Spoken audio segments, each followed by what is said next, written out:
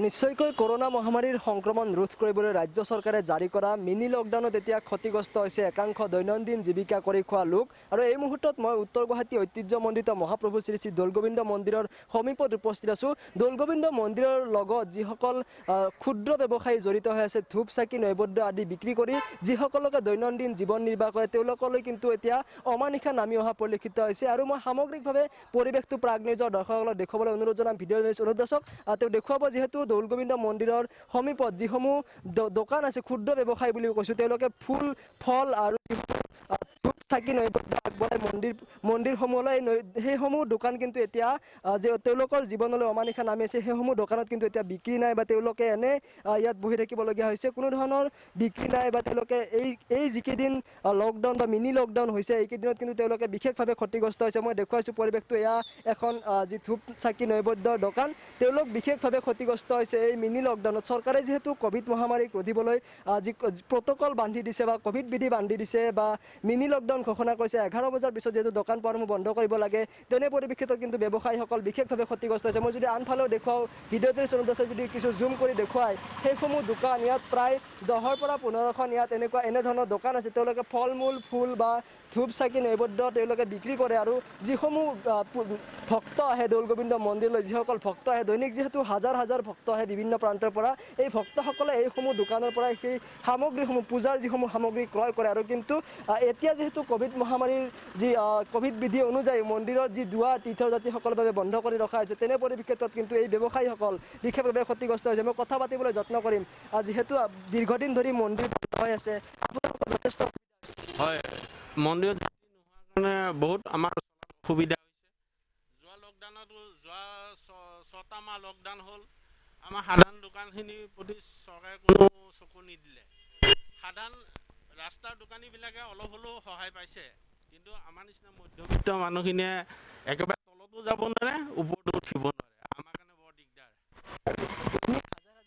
আপোনালোকৰ পৰা ধূপ চাকি নৈবদ্য মানে পূজা অৰ্চনাৰ কাৰণে আগবঢ়ায়, এতিয়া ভক্ত নাই, কি ক'ব? এতিয়া ভক্ত নোহোৱাত চলাত বহুত অসুবিধা হৈছে আৰু সেনেকৈয়ে চলি আছে। নিশ্চয়কৈ মই কথা পাতিবলৈ আৰু যত্ন কৰিম, যিহেতু বিভিন্নজন লোক আছে বা মই স্থানীয় সচেতন ৰাইজৰ পৰা মই মন্তব্য ল'বলৈ যত্ন কৰিম। যিহেতু এই যি ক'ভিড বিধি উপৰি যিসমূহ দোকান বন্ধ আছে, সেই দোকানসমূহ বন্ধ থকাৰ পৰিপ্ৰেক্ষিতত যিহেতু এই ক্ষুদ্ৰ ব্যৱসায়ীসকল ক্ষতিগ্ৰস্ত হৈছে। মই কথা পাতিবলৈ যত্ন কৰিম, যিহেতু দীৰ্ঘদিন ধৰি ক'ভিড মহামাৰীৰ সংক্ৰমণ ৰোধৰ প্ৰতি লক্ষ্য ৰাখি দৌলগোবিন্দ মন্দিৰ বন্ধ ৰাখিবলগীয়া হৈছে। তেনে পৰিপ্ৰেক্ষিতত মন্দিৰৰ আশে পাশে যিসমূহ ফুল ফল বা ধূপ চাকি নৈবদ্য বিক্ৰী কৰা দোকান আছে, তেওঁলোক কিন্তু বিশেষভাৱে ক্ষতিগ্ৰস্ত হোৱা পৰিলক্ষিত হৈছে। এই সন্দৰ্ভত কি ক'ব বিচাৰিব এগৰাকী সচেতন ব্যক্তি হিচাপে? হয়, ক'ভিড প্ৰট'কলৰ পৰিপ্ৰেক্ষিতত দৌলগোবিন্দ মন্দিৰ আজি বহুদিন ধৰি বন্ধ ৰখা হৈছে সকলো যাত্ৰীৰ দৰ্শনৰ বাবে। আৰু এই মন্দিৰৰ সন্মুখত স্থানীয় মহিলাকে ধৰি প্ৰায় 12খনমান দোকান, মানে মন্দিৰক কেন্দ্ৰ কৰি ধূপ চাকি কল বাকী ভোগ নৈবেদ্যৰ সামগ্ৰী ফুল বিক্ৰী কৰি তেওঁলোকে পৰিয়ালটো পোহপাল দি আছিলে। আৰু মন্দিৰ বন্ধৰ পৰিপ্ৰেক্ষিতত যিহেতু যাত্ৰীৰ দৰ্শন সম্পূৰ্ণভাৱে বন্ধ ৰখা হৈছে, তাৰ কাৰণে তেওঁলোকেও দোকান বন্ধ ৰাখিবলৈ বাধ্য হৈছে, যিহেতু যাত্ৰী নাহিলে তেওঁলোকৰ বিক্ৰী নহয়। আৰু মই তেওঁলোকৰ পৰা জানিব পাৰিছোঁ যে তেওঁলোকৰ যথেষ্ট মানে আৰ্থিকভাৱে দুৰ্বল পৰিয়াল, গতিকে তেওঁলোকৰ যথেষ্ট অসুবিধা হৈছে।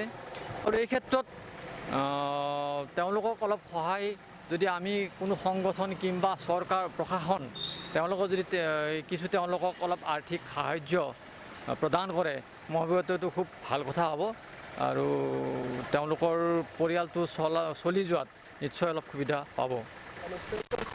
মন্তব্য কৰিছে যে আমি সুহৃদবান একাংশ লোকে আমি আগবাঢ়ি আহি এইসকল ক্ষতিগ্ৰস্ত লোকক সহায় কৰিব লাগে। আৰু এনেদৰে এতিয়া উত্তৰ গুৱাহাটী ঐতিহ্যমণ্ডিত মহাপ্ৰভু দৌলগোবিন্দ মন্দিৰ বন্ধ থকাৰ পৰিপ্ৰেক্ষিতত দৰ্শনাৰ্থীয়ে যিহেতু মন্দিৰ দৰ্শন কৰিবলৈ আহিব পৰা নাই, তেনে পৰিপ্ৰেক্ষিতত কিন্তু এই যি ধূপ চাকি নৈবদ্য ফল মূলৰ যিসকল ব্যৱসায়ী আছে, তেওঁলোক কিন্তু বিশেষভাৱে ক্ষতিগ্ৰস্ত হোৱা পৰিলক্ষিত হৈছে।